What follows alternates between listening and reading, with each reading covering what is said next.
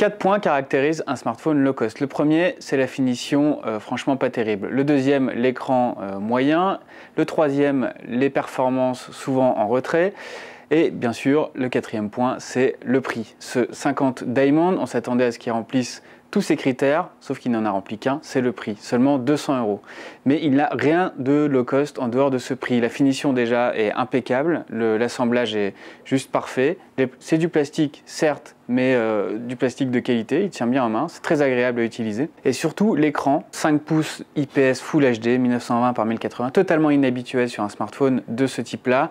Et donc qui dit IPS dit angle de vision très large et des conditions d'utilisation confortables, quelle que soit la luminosité ou l'environnement extérieur. Troisième point, les performances. On est sur un Snapdragon 615 qui est l'un des meilleurs CPU milieu de gamme du moment, qui lui garantit franchement de tenir la cadence sur tous les usages, y compris en jeu 3D.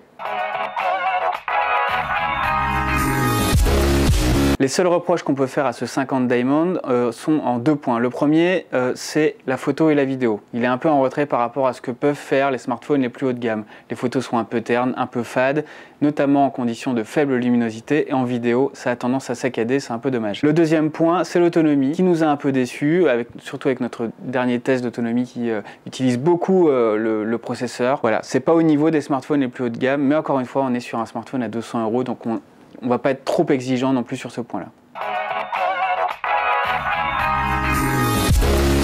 Le 50 Diamond est un excellent choix pour ceux qui recherchent un smartphone le moins cher possible sans faire de compromis sur les performances et sur l'écran.